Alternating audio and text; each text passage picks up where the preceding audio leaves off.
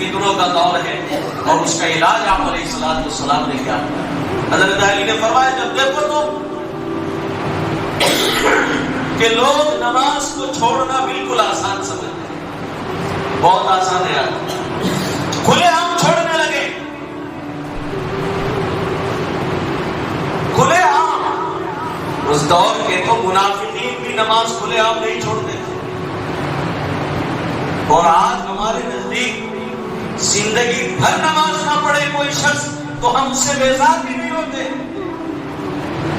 حجاج بن یوسف کتنا بڑا ظالم تھا بتایا، کتنوں کو قتل کیا، لاکھوں کو، بڑے بڑے تابعین کو قتل کیا، خون کے دریا بہائے، مگر اس کی خوبیوں میں سے 3 خوبیاں ہیں کہ اس نے زندگی میں کبھی نماز نہیں چھوڑی، اس نے کبھی شراب نہیں کی، اس نے کبھی لونڈیا بازی نہیں کی۔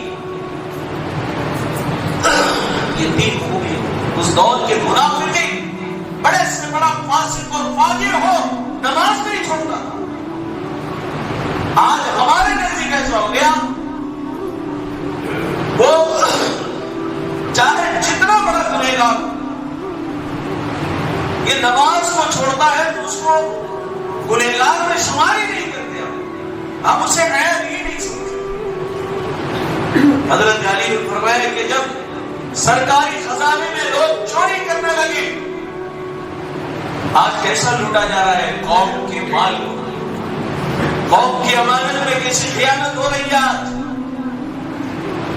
اور سرکاری خزانوں کو کیسا لوٹا جاتا ہے۔ اس کا مطلب یہ مثال دیتی ہے، سرکاری خزانے لیڈران کو خیر چھوڑیے، ان کی دیانت داری، ایک گلی کا معمولی لیڈر بھی بن گیا تو اتنا مال کٹھے کر لیتا ہے کہ اس کی نسل تک آرام چین سے گزارتا۔ باقی جو بڑے بڑے منسٹر ہیں، بڑے بڑے ٹھیکیدار، ان کی بات الگ ہے۔ سرکاری خزانوں میں سے لوگ چوری کریں گے، الیکٹری چراتے ہو، یہ بھی قوم کا خزانہ ہے، یہ بھی چوری ہوگی۔ ٹیلی فون کے بل چراتے ہو، بڑے بڑے آفیسروں سے لنک کر کے الیکٹری کے، بجلی کے بل کو کم کراتے ہو، تو یہ بھی قوم کے خزانے میں چوری ہے۔ اپنے گھر سے انسان چوری کرے گا تو وہ اس سے معافی تلافی کر لے گا، ایک فرد کی چوری ہے، لیکن جب قوم کے خزانے سے چوری کرے گا تو کتنوں سے معافی مانگے گا؟ یہ حقوق العباد۔ حضرت علی نے فرمایا کہ جب لوگ امانت کو اپنا جاگیر سمجھے اور آسانی سے اس میں خیانت کریں، سمجھ لینا ہم کتنوں میں اب گناتے جاتے ہیں اور اپنے اندر دیکھتے جاتے ہیں کہ امت کون سے اس گناہ میں سے بچی ہوئی ہے۔ جب لوگ زکات میں کوتاہی کریں گے، لوٹے میں بنی ہوئی ہے آج کو زکات کی ادائیگی میں، سراسر حرام ہے، ناجائز ہے، 1 روپیہ بھی زکات کا اپنے مال میں رکھنا بچا۔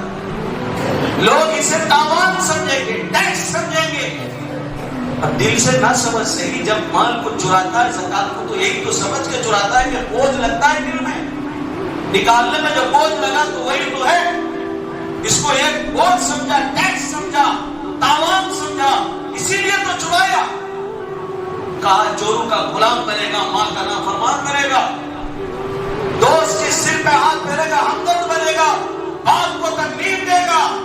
جب امت کے چور، لچر اور ذلیل ترین انسان قوم کے وہ لیڈر بنیں گے، جب شرابیں عام ہو جائیں گی، کھلے عام اپنے آپ کو ایمان کہنے والا سڑکوں پر شراب پیتا پھرے گا، جب کسی شخص کا عزت، کسی کی ریسپیکٹ اس کے ڈر اور خوف سے کی جائے گی، اس ڈر سے کی جائے گی کہ اگر میں اس کی عزت نہ کروں، اسے سلوٹ نہ مارتا رہوں تو مجھے کسی مصیبت میں یہ ضرور ڈالے گا۔ سمجھ لینا کہ یہ وہی فتنے ہیں کہ جس کا اللہ کے نبی نے تذکرہ کیا ہے۔ جب عورتیں لباس پہن کر بھی ننگی ہوگی، تعجب کی بات ہے نہیں، تعجب کی بات تو ہے نہیں۔ جاؤ امت کی بیٹیوں کو دیکھو شہروں میں کہ اوپر سے نقاب رہتا ہے، سمجھو گے کیا بڑی پردہ ہے، مگر اس نے اندر گل کیسے کھلا ہے۔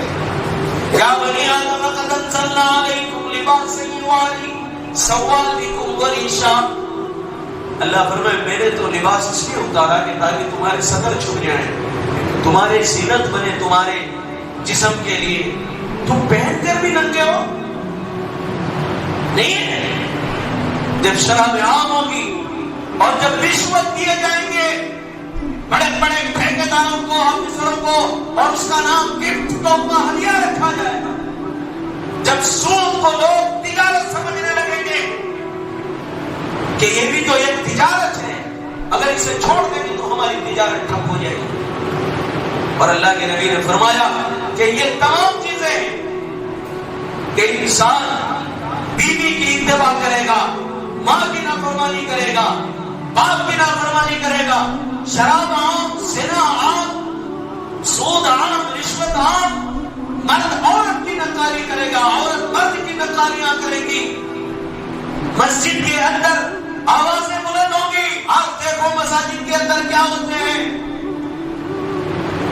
کیسی کیسی زبانوں کا استعمال کیا جاتا ہے، کیسی کیسی بےہودگی کے الفاظ استعمال کرتے ہیں.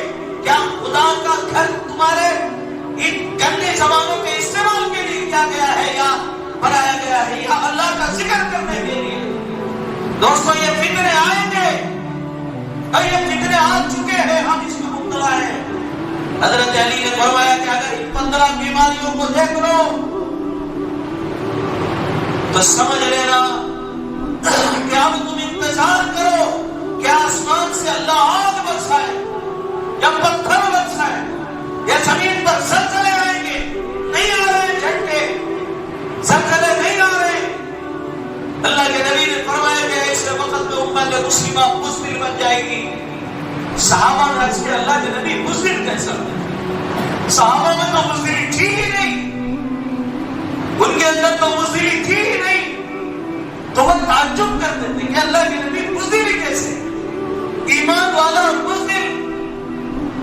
اللہ کے نبی نے فرمایا کہ ہاں حب الدنیا و کراہیت الموت، جب اس کے اندر مال کی محبت آ جائے گی اور موت سے اس کے دل میں نفرت پیدا ہوگی، یہ بھی اسے بزدل بن جائے گا. انہیں دو چیزیں. اور انسان مال جمع اکٹھے کرنے میں نہ حلال دیکھے گا نہ حرام دیکھے گا. اللہ کے نبی نے فرمایا کہ اس کی 4 نشانیاں ہیں. ایک، ہر شخص اپنی رائے پر گھمنڈ کرے گا کہ جو میں کہہ رہا ہوں وہی ٹھیک ہے. یہ فتنوں کی 4 نشانیاں ہیں کہ دنیا کے آخرت پر دنیا کو ترجیح دے گا، خواہشات نفس کا پجاری بنے گا. جب ان چیزوں کو دیکھ لو تو انتظار کرو سرخ آندھیوں کا یا آسمان سے عذاب برسنے کا، انگار کے عذاب برسنے کا، پتھر برسنے کا یا زمین پہ زلزلے کا انتظار کرو. یہ فتنہ ہے. کیا امتوں میں آپس میں تفرقہ بازی نہیں ہے؟ کیا ہمارا سوسائٹی اور معاشرہ محفوظ ہے؟ ایسے وقت میں علاج کیا بتایا اللہ کے نبی؟ صحابہ نے پوچھا اللہ کے نبی ایسے وقت آ جائے، ایسا دور آ جائے تو ہم کیا کریں؟ فرمایا کہ تم مسلمانوں کی مضبوط اور بڑی جماعت جس میں امت کے رہنما موجود ہوں، ائمہ موجود ہوں، ان کے ساتھ ہو جاؤ. کہا اگر امت میں کوئی بڑی جماعت نہ ہو، ٹکڑوں میں بیٹھے ہو اور ہمیں سمجھ میں نہیں آ رہا ہے کہ ہم پر کون ہے نہ ہم پر کون ہے، تب کیا کریں؟ اللہ کے نبی نے کہا کہ گھروں کو اپنا ٹاٹ بنا لو، گھروں کے اندر محفوظ ہو جاؤ، ان فتنوں میں بھی نہ جاؤ اور ان فتنوں کی طرف جھانک کر بھی نہ دیکھو اور ان کا ساتھ بھی نہ دو. ایک محدث سے وہ فرماتے ہیں کہ تم جب امن کی حالت میں رہو تو حضرت عمر کو فالو کرو کہ حضرت عمر نے امن کی حالت میں آپ نے کیسے زندگی گزاری، آپ کے کیا کیا طریقے.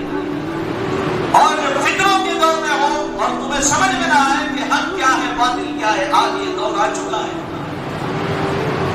2 لڑائیوں میں آپ دیکھو تو سمجھ میں نہیں آ رہا صحیح کون ہے غلط کون ہے. جھوٹ کو سچ، سچ کو جھوٹ، جھوٹ کو ٹیلنٹ بنوانا جاتا ہے اور غلط سلط دلائل اس پر پیش کی جاتی ہے.